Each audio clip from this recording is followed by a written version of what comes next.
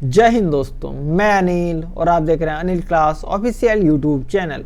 आज का हमारा वीडियो लेक्चर रहेगा हिंदी व्याकरण में सर्वनाम के ऊपर। पिछला वीडियो अगर आपने संज्ञा का नहीं देखा है तो आप मेरे प्लेलिस्ट में जाकर हिंदी व्याकरण में संज्ञा का वीडियो देख सकते हैं। तो चलिए सर्वनाम शुरू करते हैं। सर्वनाम का प्रयोग हम संज्ञा के बदले में करते हैं। जैसे कोई भी सेंटेंस में किसी भी नाम को बार बार दोहराएंगे तो वो सेंटेंस अच्छा नहीं लगेगा, तो हम उसके बदले में सर्वनाम का उपयोग करते हैं। उदाहरण समझते हैं। जैसे राम पढ़ रहा है, फिर बोलेंगे राम खेल रहा है, राम खेल रहा है। तो बार बार हमें राम नाम को बार बार लेना पड़ रहा है। इसके बदले में हम लिख सकते थे कि राम पढ़ रहा है, वह खेल रहा है। तो जो वह है वह सर्वनाम है और किसके बदले में आया तो राम। राम क्या है? हमारा संज्ञा। नाम है मतलब संज्ञा है, उसके बदले में जो शब्द आता है उसे हम सर्वनाम कहते हैं। अब परिभाषा समझते हैं। संज्ञा के स्थान पर प्रयुक्त होने वाले शब्द सर्वनाम कहलाते हैं। इसको दूसरे शब्द में कह सकते हैं कि सर्वनाम एक प्रकार का शब्द है जो किसी संज्ञा के स्थान पर प्रयोग किया जाता है। सर्वनाम के प्रयोग से भाषा को अधिक प्रभावी, आकर्षक और विविध बनाने के लिए किया जाता है।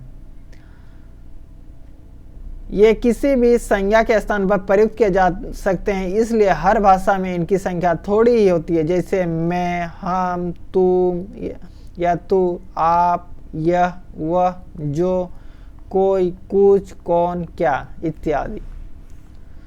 लगभग 11 ऐसे शब्द हैं जो संज्ञा के बदले में प्रयोग किया जाता है।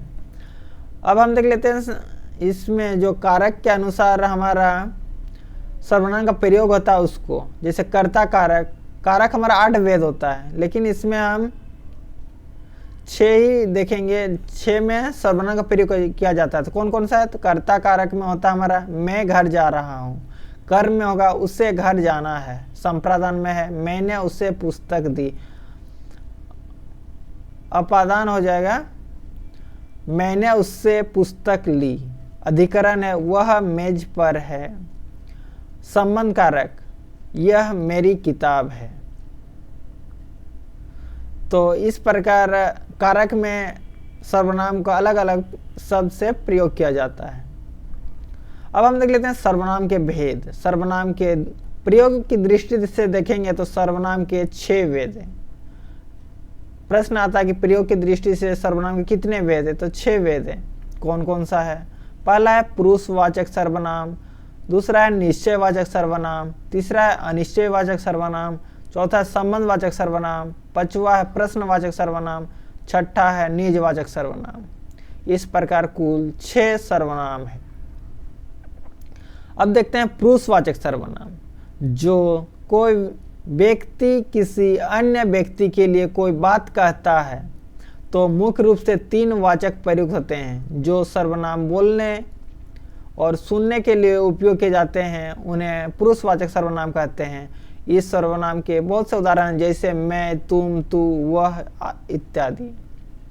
उदाहरण से हम इसको समझ सकते हैं। जैसे जो बोलता है उसको वक्ता बोलते हैं, तो बोलने वाला वक्ता। सुनने वाला कौन होता है? श्रोता। और एक है जिसके बारे में कहा जाएगा उसको अन्य पुरुष में लाते हैं।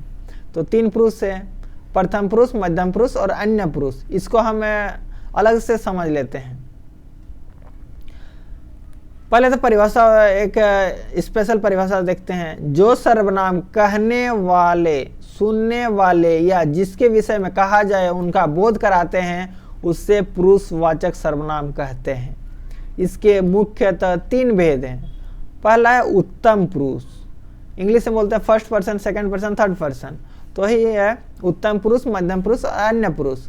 उत्तम पुरुष में कौन है? तो बोलने वाला या लिखने वाला व्यक्ति अपने लिए जिन सर्वनाम का प्रयोग करता है वे उत्तम पुरुष सर्वनाम कहलाते हैं। जैसे मैं, हम सब, हम लोग। इंग्लिश में क्या होता है? आई और वी होता है फर्स्ट पर्सन।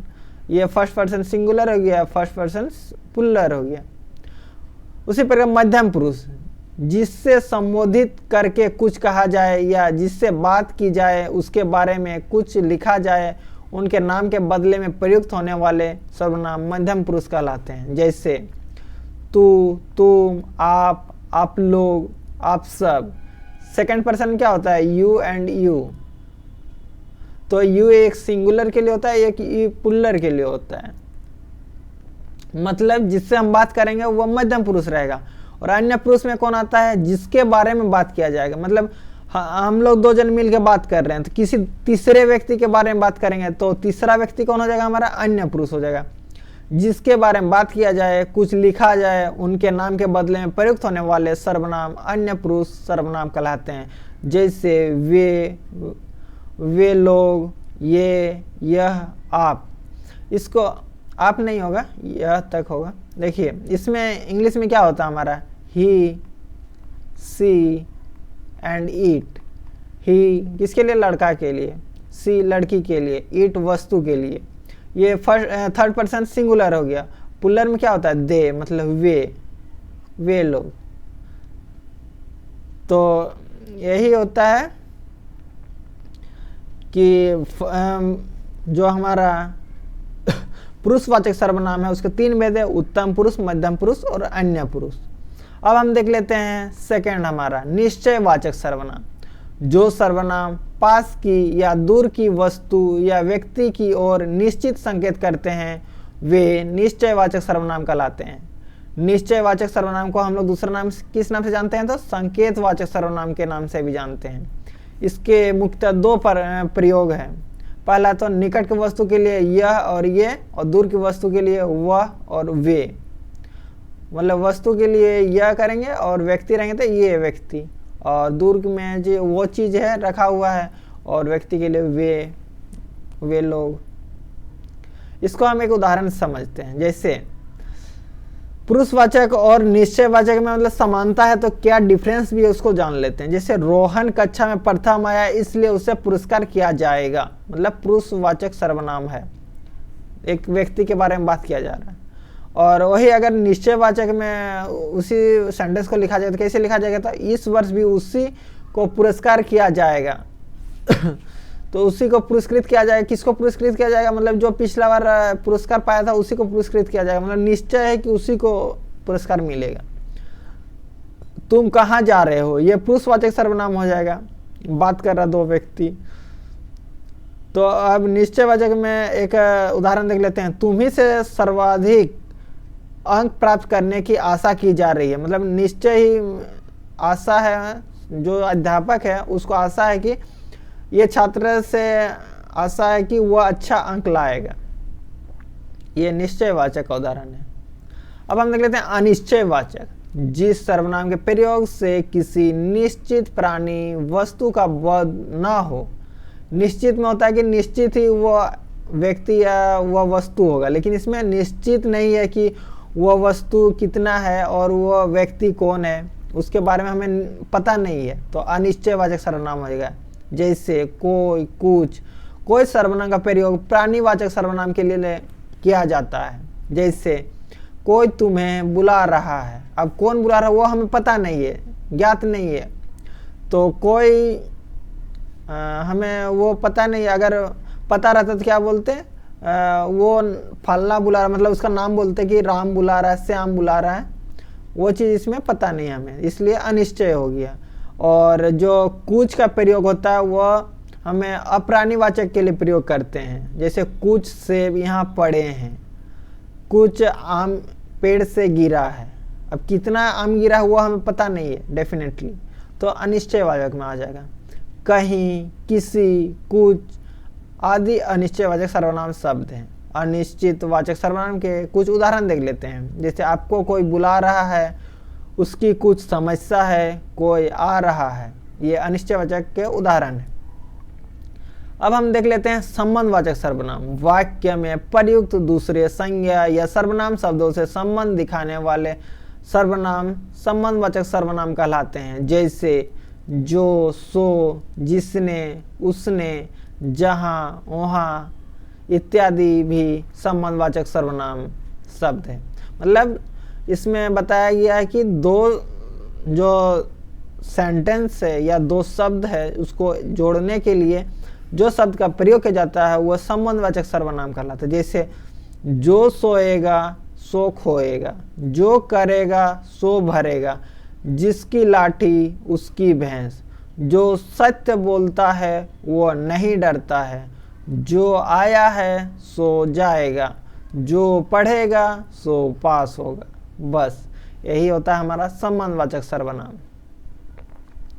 अगला हम देखते हैं प्रश्नवाचक सर्वनाम। जिस सर्वनाम का प्रयोग प्रश्न पूछने के लिए होता है उससे प्रश्नवाचक सर्वनाम कहते हैं। जैसे कौन, किन्हें, किससे या क्या इत्यादि प्रश्नवाचक सर्वनाम है। इसमें और कुछ उदाहरण देख लेते हैं। कौन, क्या, कैसे, कहाँ इत्यादि। उदाहरण देखते हैं अब। कहाँ सीढ़ियों में, वहाँ सीढ़ियों में कौन खड़ा है। आज तुमने क्या खाया। कल तुम किससे बात कर रहे थे। आप कहाँ जा रहे हो। क्या आपके पास कोई किताब है। तुम कौन सा खाना पसंद करते हो। इस काम को किसने किया है। एक चीज़ याद रखिएगा, प्रश्नवाचक जब भी होगा तो क्वेश्चन मार्क लगेगा, प्रश्न चिन्ह लगेगा। इंग्लिश में इसी को इंटरोगेटिव बोला जाता है। इन सर्वनामों में कौन और किससे जो है ना ये प्राणीवाचक के लिए होता है, मतलब व्यक्ति या जंतु जानवर के लिए किया जाता है। वही क्या का प्रयोग अप्राणीवाचक जिसमें जान न हो अर्थात निर्जीव हो उसके लिए क्या का प्रयोग किया जाता है। अगला हमारा है निजवाचक सर्वनाम। इसके अंतर्गत वे सर्वनाम आते हैं जिनका प्रयोग वक्ता या लेखक स्वयं अपने लिए करते हैं। इस प्रकार वक्ता या लेखक जिन सर्वनाम शब्दों का बोध करते हैं अपने लिए जिनका प्रयोग करते हैं उन्हें निजवाचक सर्वनाम कहते हैं। जैसे आप, अपने आप, खुद, निज, स्वतः, स्वयं, ये सभी क्या बता रहा है, अपने बारे में बता रहा है। उदाहरण के लिए हमें अपना काम अपने आप करना चाहिए।